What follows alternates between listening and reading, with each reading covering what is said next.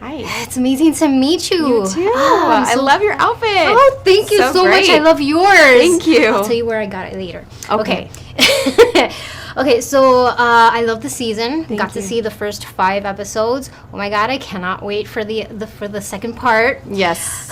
Okay, so one of my favorite parts is the concept Emily brings up of living in the gray. You know, which is she tries to get with it, but then not so much. Yeah. Which is kind of ironic because she's always between one thing or the other. Right. So why is it? Why is that? Like, why is she not comfortable being in the gray area when she's constantly between In the gray area? Exactly. Yeah. As someone, for her, she's stuck between 2 things, but she's seeing it as this or this. She's not comfortable just not knowing. And I think the embracing of the gray area is, you know what? This actually is also an option. So it's not just this and this, it's this, or this. And I think being comfortable not knowing is really difficult, but I think it's the only way to actually ultimately get to the end decision. Because if you're constantly thinking about one thing or the other and not existing in the moment, you're missing a lot of things. So I think being comfortable in the gray area is what leads her ultimately to Rome. So someone needs to inform her. Yeah, I know. By the way, I'm constantly like, hello. Yeah. So this led me to thinking about all the other concepts, like all the marketing ideas or these campaigns. I mean, I assume you guys work with a marketing advisor or something. Have you ever been in a place, a mall or something, where you said, wait a second, I think they stole Emily's idea? What? That's funny. I'm actually the opposite. I'm constantly like looking around, being like, ooh, that's cool. I might try to like twist that, or what would Emily do there, or ooh, that's an interesting client. Like, I think like Emily in real life, where I try to remember things that look really interesting and smart, so that maybe there's a way to kind of combine it into something Emily would do.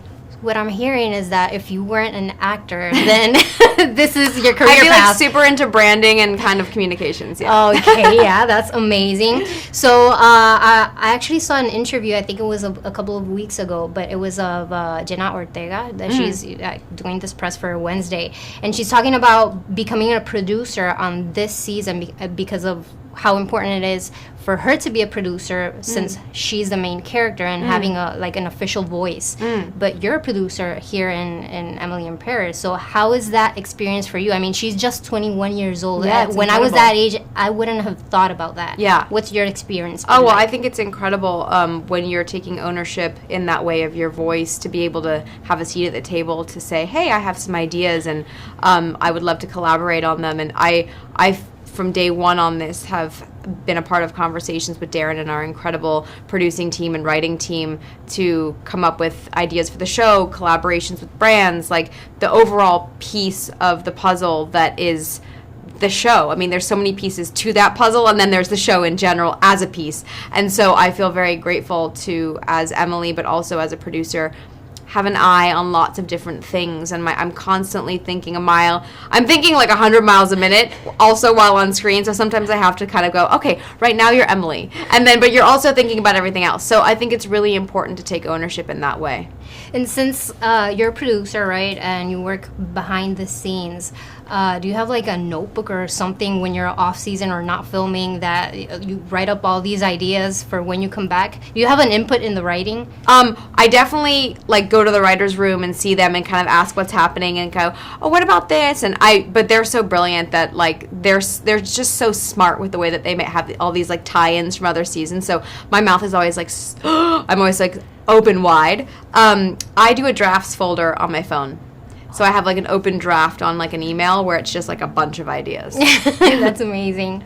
Okay, so thank you so much. They're wrapping me up. Of I can't course. wait for this. Oh, I can't wait. I can't wait for you to see it.